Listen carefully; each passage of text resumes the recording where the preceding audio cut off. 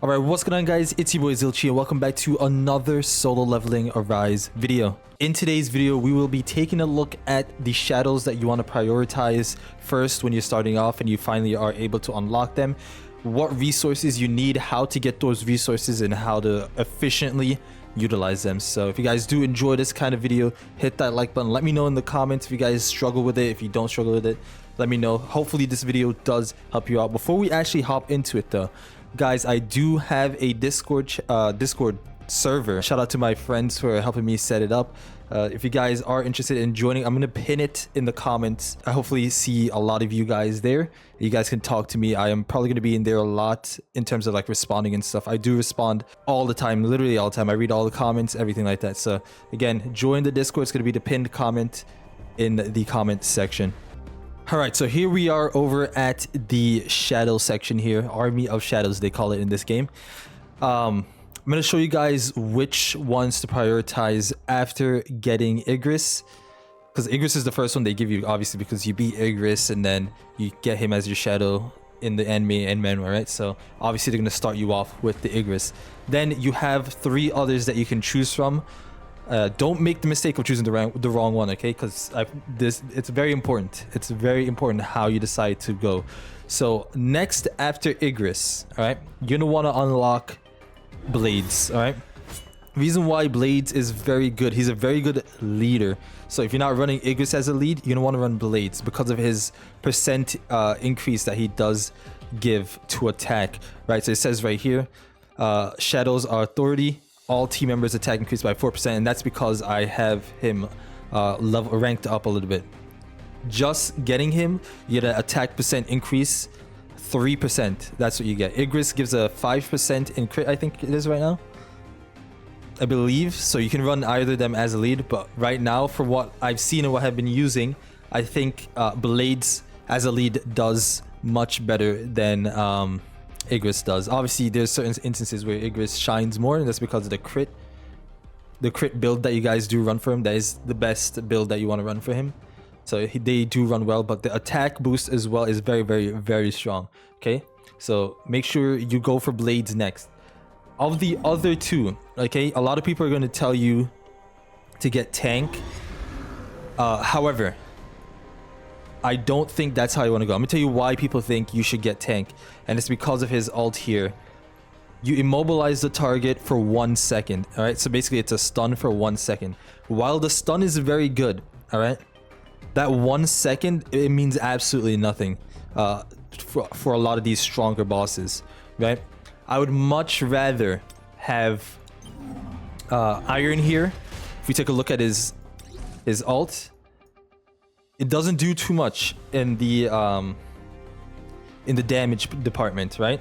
However, you get a defense decrease by 12% for 10 seconds, all right? This is very, very, very strong, all right? The less defense, obviously, the more damage you do. And let's say you break the boss that has a break, you use the ult here, get the defense down, and then just use your ult. You're gonna do a lot of damage. If you also have the Blessing Stone for break, that obviously you do more damage while breaking, you're going to be seeing some insane damage from this here, right? So the next one I do think you guys should go for is definitely your Iron, and finally it'll be the Tank. All right, again, you're going to see a lot of videos out there that tell you to go Tank. You could choose to do what you want. This is just from personal experience from what I've been using. I barely use Tank anymore for his stun. All right, maybe I'll put him in there for the extra damage, 382% if it's needed, right?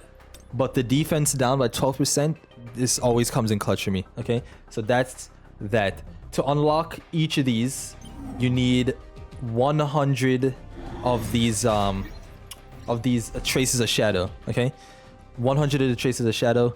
They're very hard to get, but you can get them from gates. I'm going to show you all the other ways to get them.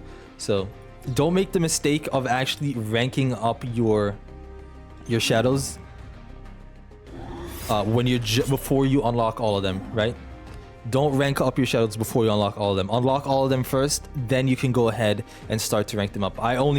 So I've been playing for a while, obviously, and I've only have Igris up to, ranked once, and the same with with the blades here. They're now elite rank as opposed to a common rank, right? So that's that. When this guy comes out, he's gonna be obviously they're gonna make him pretty strong, right? His boss fight right now is probably the toughest fight in the game, and it's not even on hard mode that I'm doing it. This is regular mode right now. I'm not even there yet. I think I need like two more parts of this chapter, and then I'm good. But the part above it is actually tough. So I'm probably gonna make a guide for that video, for that fight as well for you guys, because there's 4 bosses that you need to fight back to back to back, and there's only 3 minutes on the clock. It's gonna be tough. Okay, it's gonna be tough. But yeah, those are the shadows that you want to work on, in that specific order in this video that I'm talking about, right? So yeah, now we're gonna talk about how to get the traces of shadow, right? So I mentioned before that you can get the traces of shadow from the gates. So we're gonna go to the gates here. I'm not gonna change that yet. So if you take a look, as a reward for clearing the gate, you get a trace of shadow. Sometimes they'll give you up to, I believe the max is up to like 5. I think I've gotten like 4 once. I'm not sure, but you get 1 if you get lucky for that drop reward, right? But the gates do give you traces of shadow. Another way to get it is from the story mode. So a lot of the hard modes, actually, let's take a look. I don't know if it's gonna show it here. They're probably not gonna get. Yeah, so hard mode, because I can't go back and check what I have in the other ones, right? But hard mode here, as you can see, would give me 10 if I complete this in chapter 15, right? So make sure you guys are doing hard mode. After Igris, I believe that's when they start to drop. So if you guys are needing to get more, that's a very good way to secure some traces of shadow right there, is through hard mode. I'm not saying it's easy. That's why it's hard mode for a reason. So yeah. What else? Where else can we get that from? So let's go to the shop here, because you can get it from the shop as well. It's gone to the exchange shop, and it's actually in the Battlefield of Time here. So you can get it from the Battlefield of Time. Once the season ends, they're gonna give you rewards. Even if you can't beat the number 1 spot or get top 10 in the Battlefield of Time leaderboard, just make sure you're able to get on the leaderboard, because the game gives it to you you get 5 of these traces of shadow for just being on the leaderboard, right? So make sure you are doing that. It's not too hard at all. The fight that we're doing right now, I believe, is Kargoglin, which is the last shadow that we need to unlock. He's not in the game yet, but he will be. But so make sure you guys are doing that. He's not too bad at all. You can definitely beat him. So that's one way right there as well. You can also get them. Actually, I don't know. Is that all the ways? You gotta get them from your missions as well, obviously, and your challenges. But that's pretty much all the ways that I know for getting the traces of shadow here. If there's any other ways, let me know in the comments below, and I'll try to put some attention to that comment, right? So that way we can see where they are. So that's pretty much all for these shadows. Again, make sure you unlock these 2, or him first. All right, he's definitely a priority in terms of which one you want to unlock out of these 3 here. So yeah, that's pretty much it. The upgrading of these shadows make your team stronger.